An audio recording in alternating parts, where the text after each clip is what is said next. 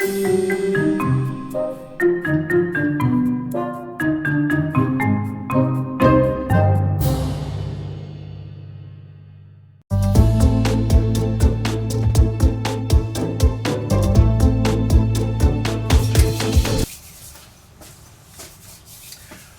and welcome to episode 6. Today we'll be talking about how is bowel cancer staged and patient prognosis.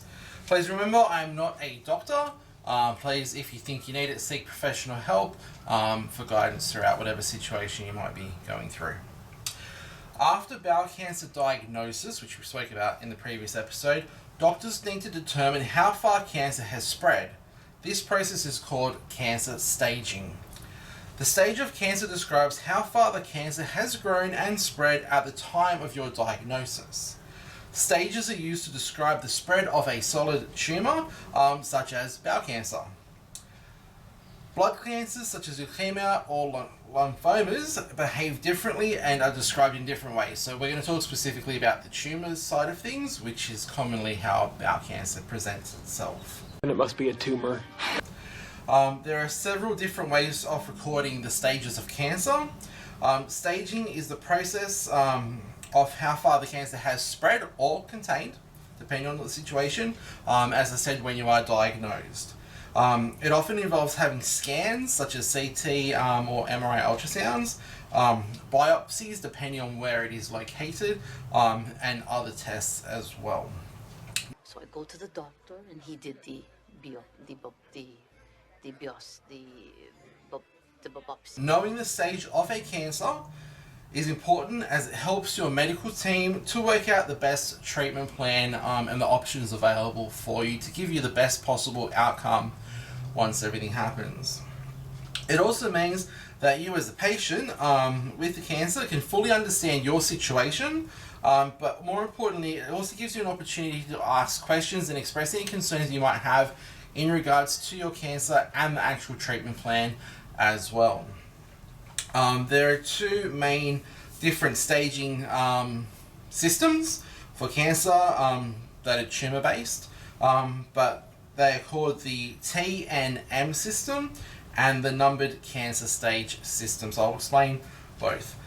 These systems use codes based on letters and numbers to indicate the extent of the cancer spread, but also how much cancer is still in the body after surgery. Here in Australia, specialists use a combination of both T and M and the number systems to stage cancer, such as bowel cancer. So the T and M system. The T and M system uses the results of X-rays, MRIs, CTs and other scans, biopsies and several other tests that I won't go into detail for, to provide information for the staging of your cancer. This is recorded into 3 different categories, which is represented by the T, the N and the M, each followed by a number or a letter further detailing the extent and type of the cancer present at the time of diagnosis. Okay, that's cancer. So T stands for tumour. T shows how large the tumour or primary cancer is and whether it has spread into nearby tissues. Judge me by my size, do you? Numbers 1 to 4 are used to provide information about this. So for my personal situation, I had a tumour, as I've mentioned many times before, and the size of this was 61 millimeters. So that comes under the tumour category for that part. Nodes. So N is for nodes, and N shows whether the cancer has spread into any nearby lymph nodes and how many lymph nodes are involved. 0 means that no lymph nodes are affected, which is obviously your ideal situation despite what's going on. While the numbers 1, 2 and 3 show that nodes are involved and also indicate how many. So when they had my tumour, there were 14 lymph nodes that were removed in that surrounding area, and fortunately for me, no lymph nodes were affected. So the tumour, the way it was positioned, as I have mentioned before, it was pushing into the lining of my bowel. I'm a tumour, I'm a tumour, I'm a tumour. So it was not into the lymph nodes, but it was right next to them because of the way it was pushing on the tissues. So fortunately there was 0 lymph nodes affected in my personal situation. M is for metastasis. So M shows whether the cancer has spread from where it started and where it may have spread to other parts of the body. Let's go find 2 more. 0 means no spread, and 1 means they have spread. Specifically for bowel cancer, if it does spread, it commonly, doesn't always, but if it does spread, it commonly goes to the liver and other surrounding organs in that area. Your chances of survival are not promising. So when you're having your scans done, make sure you talk to your doctor, ask them questions about those surrounding organs, because you don't want something to be overlooked. Every single time I've had my scans done, I'm adamant, show me the images, give me the reports. I have copies of all the images, I have copies of all the reports. That way I'm fully aware as the patient what's happening inside of me. And I'm very lucky, my doctors are fantastic, they explain everything in full, and they answer all my questions if I have any during those times. So then there's the number system. The number system is combined with the TNM system, so tumor, node, metastases, and any other relevant information to group the cancers into overall stages. So different specialists do it slightly different ways, but at the end you're going to get the same results no matter what process they use. These are given stage numbers to show how far the cancer has spread. So stage 0 cancer, 0. Abnormal cells are present, but they have not spread from where they started. It's not a tumor. And it is often referred to as a in situ cancer. So it's positioned there, hasn't done anything, that's all it is. Stage 1 cancer is a tumor, so it's actually formed a proper mass, and is found only in the inner layers of the bowel wall. So I'm talking bowel cancer specific now. Okay, the cancer is small and it has only spread into a few nearby tissues within the lining of the bowel, and it has not spread to any lymph nodes and no other areas of the body. Stage 2 and 3, depending on how large things get, is a tumor, so again a mass, in any layer of the bowel, so whether it's the inner, the middle or the outer layer of the bowel wall, and has also potentially, not always, potentially spread to nearby lymph nodes. So I was diagnosed with stage 3 bowel cancer due to the size of the tumor being 61 millimeters. It went from the inner layer, the middle and the outer wall. It didn't go past the outer wall, but it was pressing close to lymph nodes, as I have mentioned before. So a large mass. Stage 4 cancer, and again specifically talking bowel, is a tumor that has spread beyond the bowel to other parts of the body, such as the liver or lungs, or to other further away lymph nodes. So the cancer has spread to other areas of the body. Stage 4 cancer is also called metastatic cancer or advanced cancer. Odds of our survival decrease dramatically. So that's quite a serious situation that does need some significant medical intervention, and we will talk about treatment in the next couple of episodes, but this becomes quite an intense situation that the doctors do want to get on top of as quickly and as invasively most often. From time to time, you might lose an entire organ or a significant part, because they want to get as much of that cancerous tissue out of you, also with the safe margins to make sure that it does not spread any further than what it has spread already. According to stats, around half of all bowel cancers in Australia are diagnosed at either stage 1 or 2. Staging is done by a combination of colonoscopy and scans as well. I forgot to mention colonoscopies. PET scan, CT, MRI, ultrasounds, and x-rays. So it's a whole combination of both the imaging but also physical examination. Whereas during that colonoscopy they might take biopsies, or they might take the entire mass out at that time as well, depending on the situation. The pathology testing of the cancer sample is also conducted and involves looking at the actual cancer mass, so whether it's a tumor or just a bunch of cells or whatever else it might be, or a section off your bowel, depending on the situation, and they'll test for genetic changes in those cancer cells as well. So if you've got a family history, it is important to be aware of that, as we have talked about previously.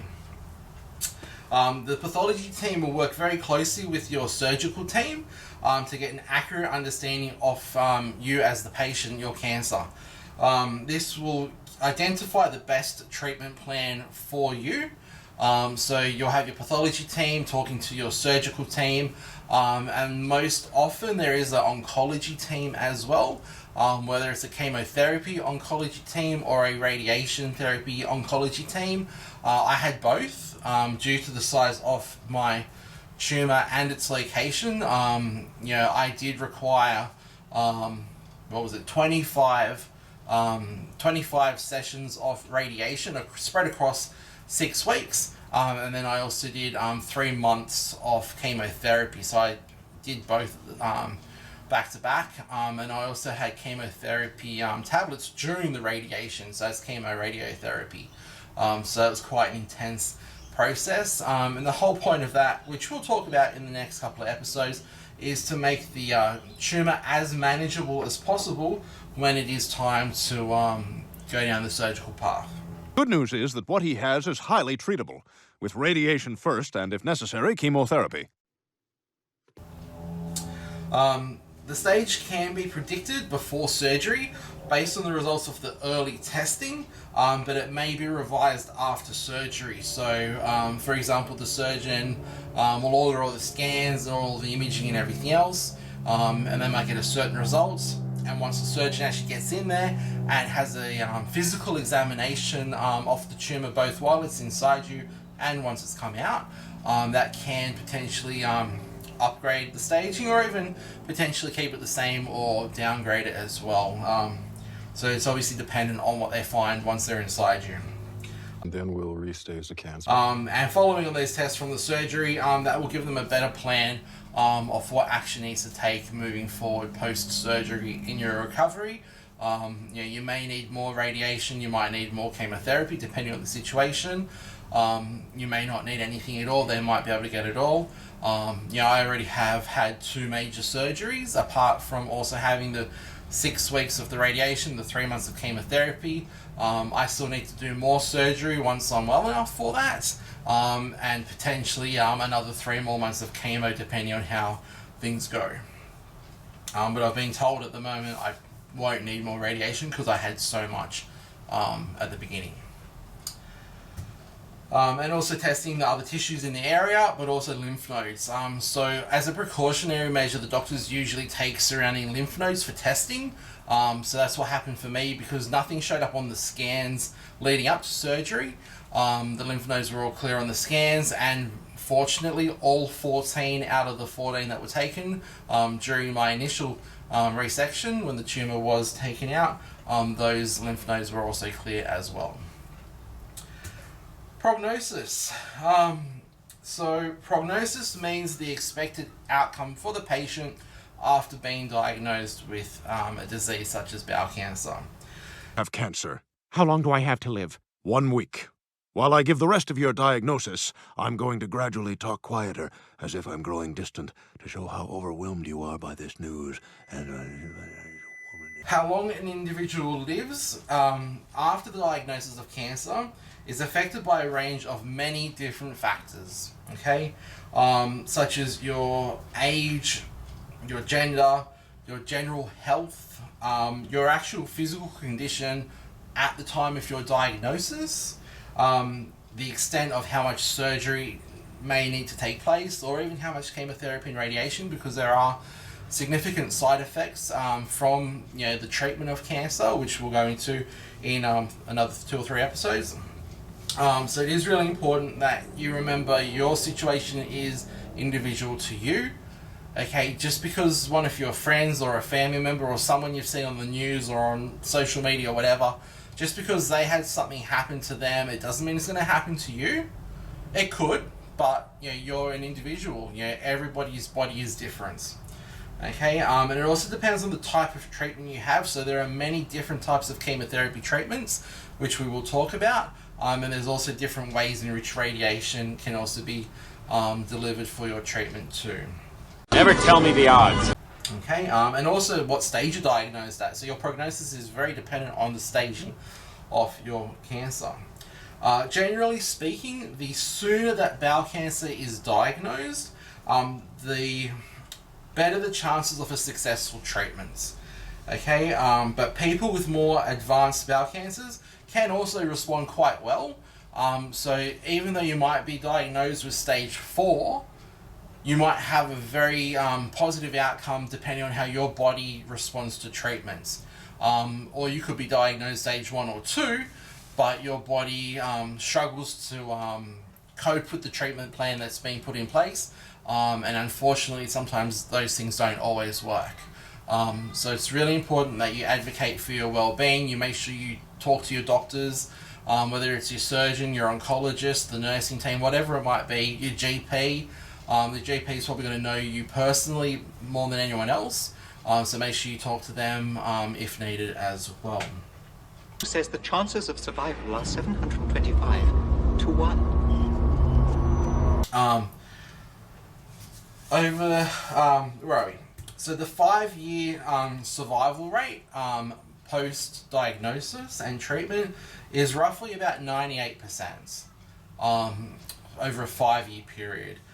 For people who are diagnosed stage 1, okay, so just remember, so 98% survival for 5 years for a stage 1 bowel cancer patient, which means that you have a 9 in 10 chance of surviving compared to other patients in other areas. We did it. We beat cancer. So it is really important that if you start to see the signs and symptoms, which we've gone through before, you do talk to your GP, because the sooner you address the concerns and the situation that's happening, the sooner there can be medical intervention. Don't delay getting treatments. It is vital that you talk to your medical department, your medical team, when things start to happen. Please join me next time for when we talk about bowel cancer treatment and potential recurrence of bowel cancer after treatment has happened. All the information discussed is sourced from Bowel Cancer Australia, Cancer Australia, Cancer Council New South Wales, and Cancer New South Wales. Please like, subscribe, ask questions, post comments, give me some feedback. There is the bell icon somewhere on the screen, so that'll tell you when the next video is uploaded. Thank you very much for watching. I do appreciate it. I'm getting a lot of messages of support, so thank you for that. And make sure you share this with your family, your friends, talk to your doctors about something I may have raised. And also remember, I'm not a doctor. I'm talking about my own personal experiences. Please, if you need medical help, talk to your GP. Thank you very much. Have a good day.